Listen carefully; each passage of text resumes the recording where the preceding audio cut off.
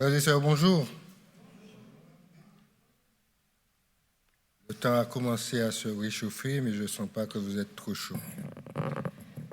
Frères et sœurs, bonjour. Vous allez bien? Grâce à Dieu. C'est un privilège pour moi d'être ici en ce matin pour vous présenter ces quelques passages de l'Évangile. Que Dieu en soit loué. Dans 2 Timothée 3,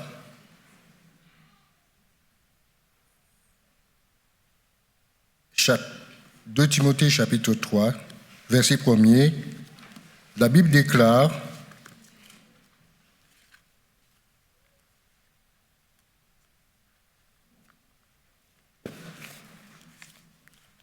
Sache que dans les derniers jours, il y aura des temps difficiles. Dans un autre passage de l'Évangile, la Bible déclare, je n'ai pas la référence, rachetez le temps, car les jours sont mauvais. Et dans un autre passage de l'Évangile, la Bible déclare, parce que l'iniquité sera accrue, l'amour du plus grand nombre se refroidira. Ce matin, le titre de la méditation que nous aurons s'intitule « Un rappel pour les temps difficiles ». Un rappel pour les temps difficiles.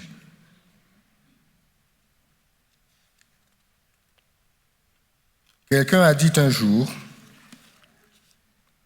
je n'ai pas le nom de l'auteur, peu importe à quel point vous êtes bon, si vous êtes au mauvais endroit, vous êtes sans valeur. Je reprends. Peu importe à quel point vous êtes bon, si vous êtes au mauvais endroit, vous êtes sans valeur. Et moi, j'ai rajouté à cela, peu importe à quel point vous êtes bon. Si vous avez choisi le mauvais wagon,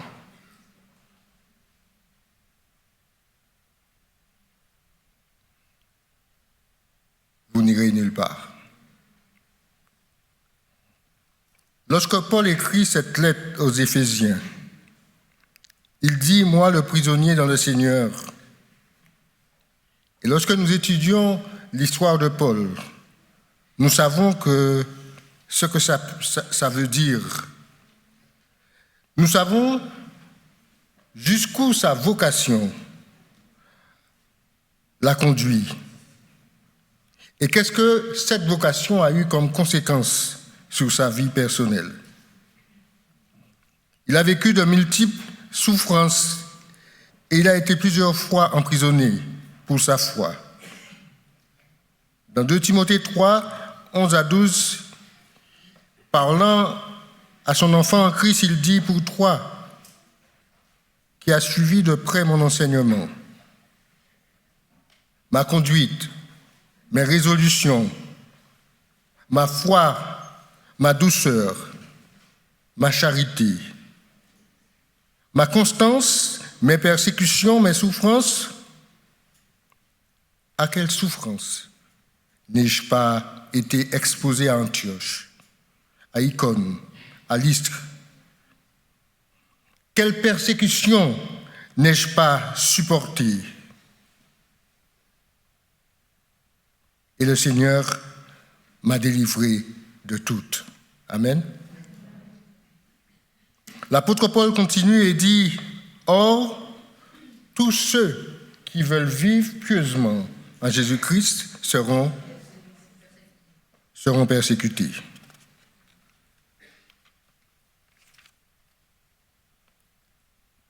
Dans 2 Corinthiens 11, versets 23 à 29, Paul dit, et je ne lis pas ce qui est avant, il dit des paroles qui m'ont touché, qui me touchent personnellement. Sont-ils ministres de Christ? Je parle en homme qui extravague. Je le suis plus encore par les travaux, bien plus par les coups, bien plus par les emprisonnements, bien plus souvent en danger de mort. 5 fois j'ai reçu des Juifs, 40 coups moins 1. 3 fois j'ai été battu de verge. 1 fois j'ai été lapidé. 3 fois j'ai fait naufrage. J'ai passé 1 jour et 1 nuit dans l'abîme. Fréquemment en voyage, j'ai été en péril, sous les fleuves, en péril de la part des brigands, en péril de la part de ceux de ma nation, en péril de la part des païens, en péril dans les villes, en péril dans les déserts, en péril sous les mers, en péril parmi les faux frères. J'ai été dans le travail et dans la peine, exposé à de nombreuses veilles, à la faim et à la soif, et à des jeûnes multipliés au froid et à la nudité. Et sans parler d'autre chose, je suis assiégé chaque jour par les soucis que me donnent toutes les églises. Laissez-moi voir la main de ceux qui ont vécu cela ici et qui veulent vivre cela ici.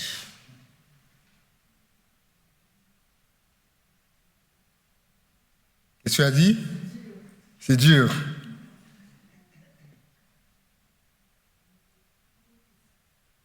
Pour Christ. Très bien, mamie.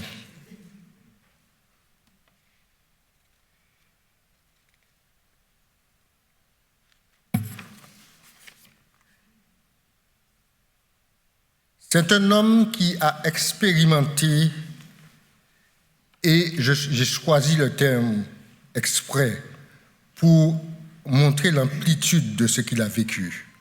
C'est un homme qui a expérimenté 1000 souffrances, épreuves de détresse qui s'adressent aux Éphésiens dans le désir de les voir servir dignement le Seigneur dans la vocation à laquelle il les a appelés. C'est pourquoi, dit-il dans 2 Corinthiens 12, verset 10, « Je me plais dans les faiblesses, dans les outrages, dans la calamité, dans les persécutions, dans la détresse, pour Christ. »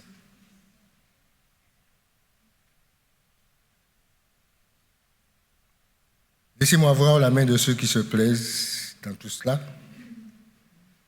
Pour Christ.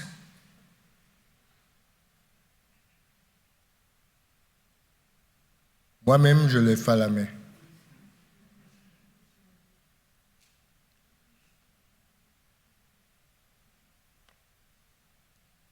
Et l'apôtre continue et dit, car quand je suis faible, c'est alors que je suis fort.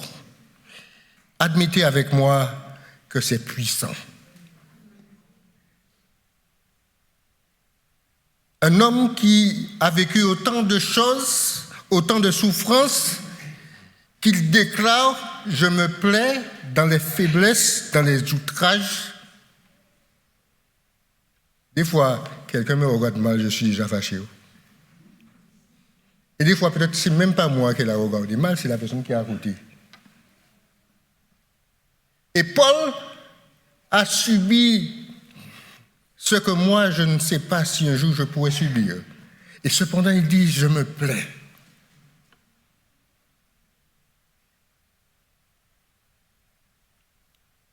Ce matin, Paul présente, à travers ce passage que Aline a lu pour nous, les ingrédients qui caractérisent un appel au service du Christ. Le premier ingrédient dont Paul parle, en toute humilité. Et lorsque j'ai cherché le terme dans le grec, il a dit avoir une opinion humble de soi-même et avoir un sens profond de sa petitesse. Et l'hébreu dit, comme qui dirait être à terre, ramper à terre, être en bas. La société dans laquelle nous vivons aujourd'hui considère comme faiblesse l'humilité, comme faiblesse celui qui s'abaisse. Et malheureusement aujourd'hui, dans l'Église aussi, nous vivons la même chose. Cependant, c'est celui qui nous a précédés sur le chemin qui nous dit « Ayez en vous les sentiments qui étaient en Jésus-Christ, lequel, existant en forme de Dieu,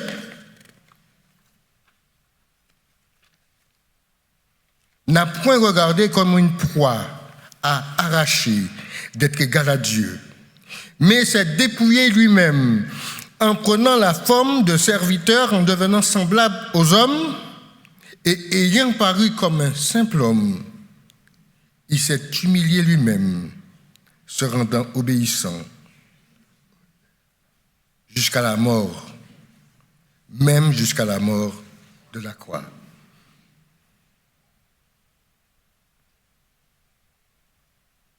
Philippiens 2, versets 5 à 8.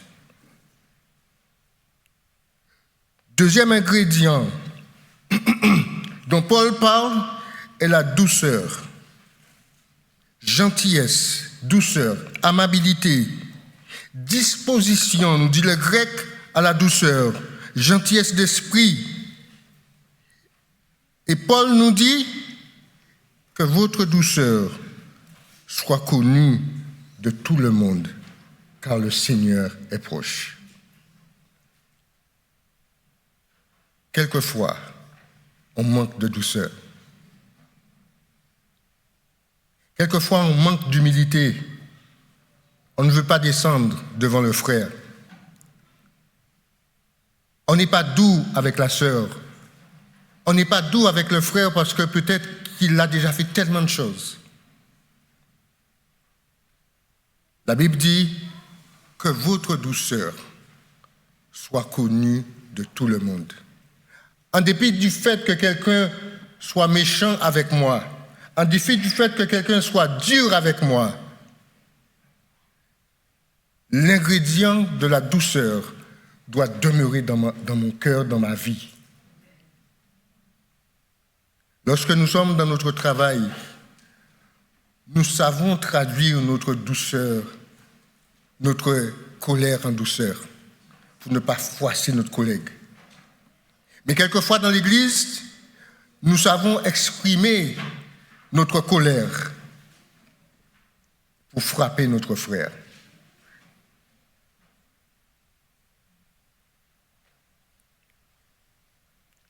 Avec patience, troisième ingrédient, constance, persévérance, endurance, très caractéristique d'un homme qui ne dévie pas de son but délibéré et de sa loyauté à la foi et la piété, malgré les plus grandes épreuves et les plus grandes souffrances.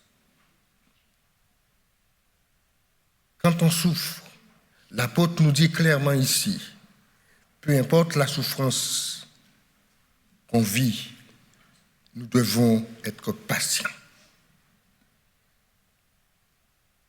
Ce matin, l'apôtre Paul met la barre haute, et c'est normal. Parce que nous vivons dans un monde qui ne nous fera pas cadeau. Et si nous n'apprenons pas aujourd'hui à nous abandonner, comme je le disais en classe tout à l'heure, ce n'est pas dans le feu de l'épreuve que l'abandon va paraître comme un cheveu sous la soupe.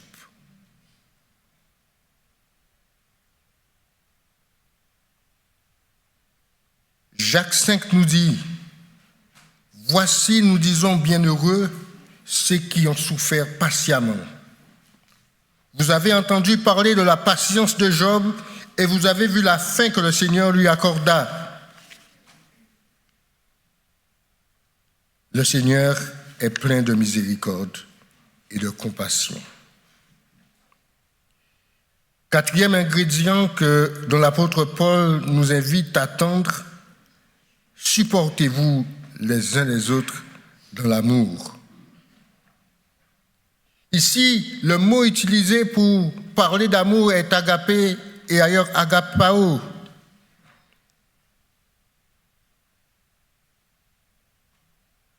C'est l'amour de Dieu envers les hommes. Un amour qui est inconditionnel. Quand bien même que nous avons péché, que nous nous sommes éloignés de Dieu, Dieu, dans son amour, nous envoie son Fils afin que par lui, nous soyons rachetés de la malédiction, de la mort que nous méritions. Dieu nous appelle, à travers l'apôtre Paul, à nous élever dans ce type, dans cet amour agapé, qui n'attend rien en retour. Nous sommes obligés d'y arriver.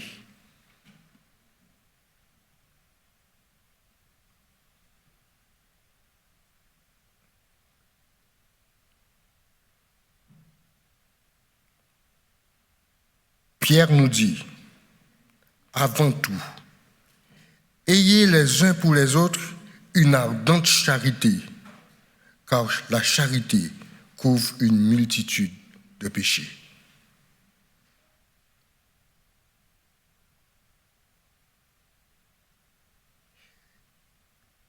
Pierre 1er, verset 22, ayant purifié vos âmes en obéissant à la vérité, pour avoir un amour fraternel et sincère, aimez-vous ardemment les uns les autres de tout votre cœur.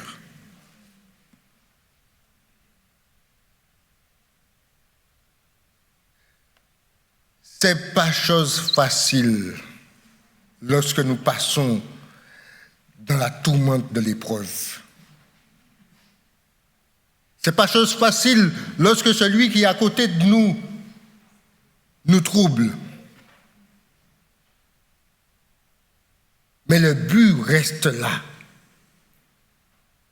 Si Dieu permet que nous vivions ces circonstances, c'est pour nous apprendre à lâcher prise.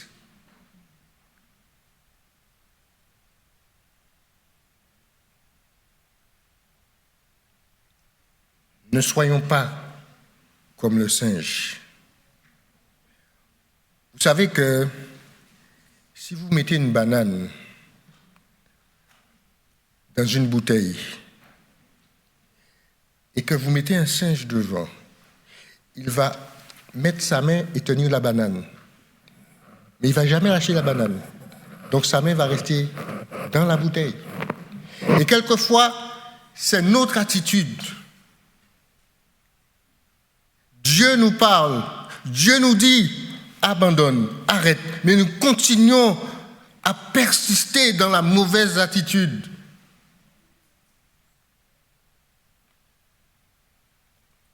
Ayant purifié vos âmes en obéissant à la vérité pour avoir un amour fraternel et sincère, aimez-vous ardemment les uns les autres de tout votre cœur.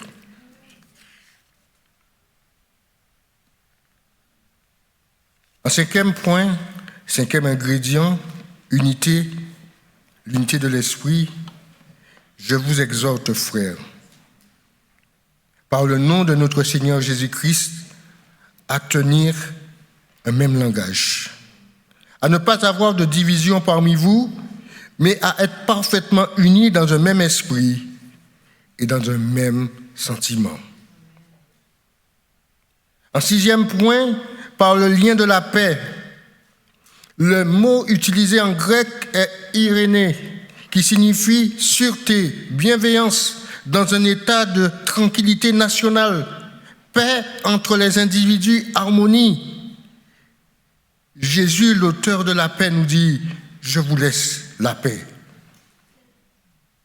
Il dit « Je vous donne ma paix, je ne vous donne pas comme le monde donne ». Que votre cœur ne se trouble point et ne s'alarme point. Ce matin, frères et sœurs et amis, voici ce à quoi Dieu nous appelle. Dieu nous engage dans notre appel Chaque élément joue un rôle fondamental. Et sans une d'entre elles, nos actes deviennent sans valeur. Ce matin, Église de Dieu, Église du Dieu vivant, où en es-tu avec ta vocation? T'es-tu arrêté parce que tu as été touché par quelqu'un? Manques-tu de douceur? Manques-tu d'amour?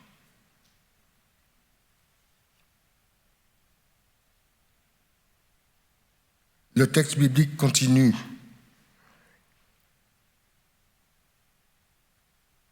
Comme pour nous dire quelque chose que nous croyons avoir compris. Et l'apôtre Paul déclare, il y a un seul corps et un seul esprit.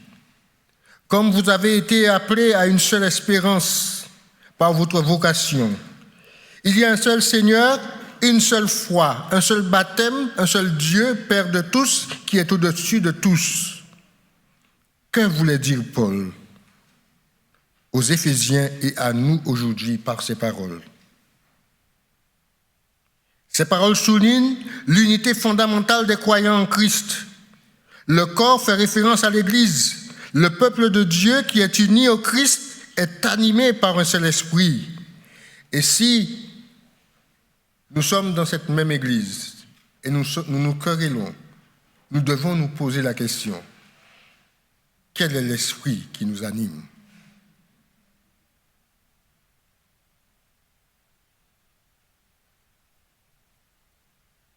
La Bible dit, dans les derniers jours, nous aurons des temps difficiles.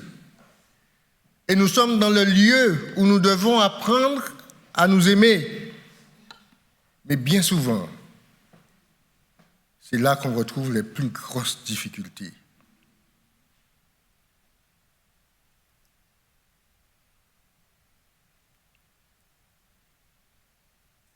Nous partageons une seule espérance, la promesse de la vie éternelle en Christ, qui est au cœur de la vocation chrétienne. Faisons de nous des sauvés et aussi des pécheurs d'âmes.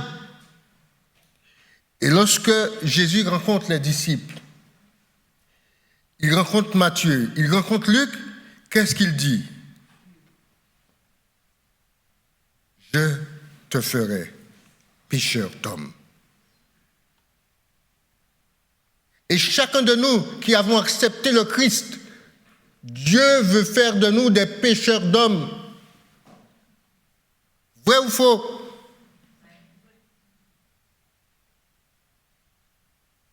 Dieu veut qu'à notre contact, des hommes le rencontrent.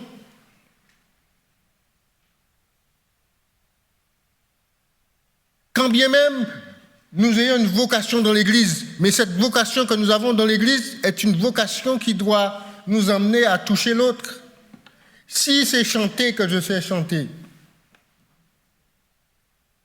lorsque je rencontre quelqu'un dehors, le chant que je vais lui chanter doit le toucher de telle sorte qu'il se dise, bon, il faut que je vienne voir où cette personne chante.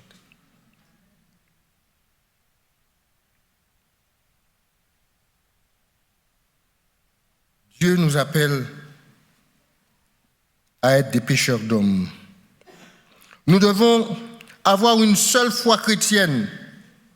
Jésus-Christ doit être la seule en qui nous mettons notre confiance. Nous croyons en une seule foi, le message de l'Évangile, qui nous enseigne la grâce de Dieu à travers Jésus-Christ. De même, un seul baptême, symbole de notre identification en la mort et en la résurrection de Jésus. Dieu est unique et souverain, présent au milieu de nous, nous protégeant et nous soutenant dans notre marche dans la foi. Mais une question se pose. Où en sommes-nous véritablement? Où est-ce que j'en suis véritablement? Suis-je au début de mon parcours Est-ce que j'avance ou suis-je à l'arrêt? Ainsi, bien-aimés du Seigneur, ce matin, Paul nous rappelle les caractéristiques essentielles de notre vocation: douceur, patience, humilité, amour, paix. Il nous rappelle aussi que notre unité dépasse nos différences individuelles. Peu importe notre origine, notre statut social ou nos talents, nous sommes tous appelés à former un seul corps, marchant dans une seule foi, sous un seul Seigneur et Père Jésus-Christ.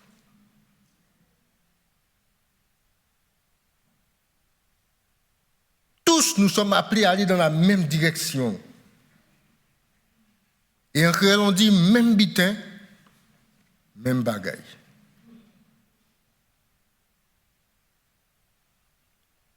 Chaque membre de ce corps a reçu la grâce et les dons de Dieu selon la mesure du don du Christ. C'est la raison pour laquelle, de par notre vocation, nous devons nous efforcer à maintenir l'unité dans l'amour en portant les fardeaux les uns des autres dans l'humilité et dans la douceur. Combien de fois ne nous sentons pas seuls lorsque nous sommes en difficulté?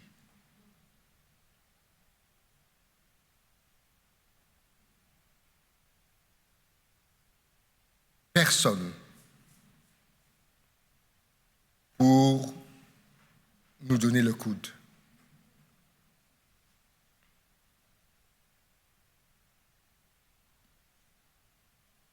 Ainsi, pour dire vrai, l'Église passe et passera encore par des turbulences. Elle passe et elle passera encore par des turbulences.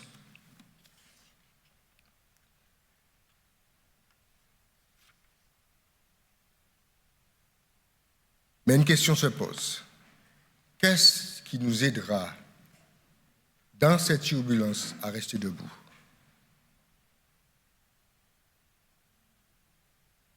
L'amour de Jésus. Qu'est-ce qui nous aidera à faire face aux épreuves qui nous attendent? Qu'est-ce qui nous aidera à maintenir notre vocation, à être cet homme ou cette femme douce ou doux, rempli d'amour, même si par derrière nous sommes fouettés?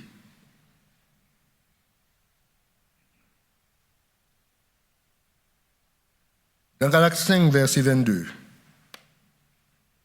la Bible nous dit: mais le fruit de l'esprit, c'est l'amour,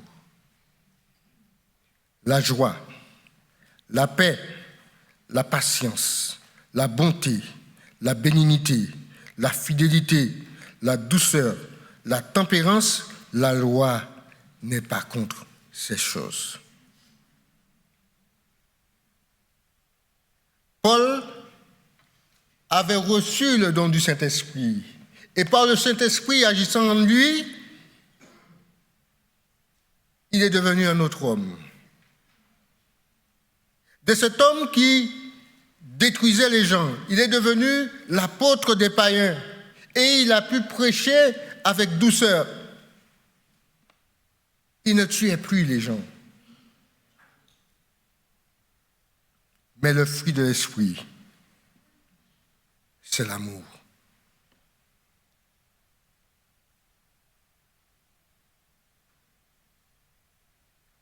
Pas cet amour qui aime quand c'est le beau temps. Pas cet amour qui aime quand nous sommes d'accord. Parce que quelquefois, on aime quelqu'un parce qu'on est d'accord avec lui. On a les mêmes idées. Et ça me fait penser beaucoup à Georges. Pardonnez-moi de parler de lui. On n'est souvent pas d'accord. Des fois, on babille. Mais on s'aime. On s'assoit ensemble. On mange ensemble. Et Dieu veut que nous arrivions à ce niveau. Nous n'avons pas besoin d'être d'accord sur tout. Mais nous avons besoin d'avoir un amour qui transcende nos désaccords. Et c'est là que Paul veut que nous arrivions. Paul était à Christ et répondait à l'appel de Dieu. Et au verset 24 de Galates, l'apôtre dit « Ceux qui sont à Christ ont crucifié la chair et ses passions et ses désirs. Ainsi, notre vocation est le résultat de la manière dont nous marchons avec le Christ par l'Esprit. » Ce matin, je voudrais vous laisser avec un passage dont je n'ai pas noté la référence. Or, à celui qui peut faire, par la puissance qui agit en nous, infiniment au-delà de ce que nous pensons et croyons. Amen.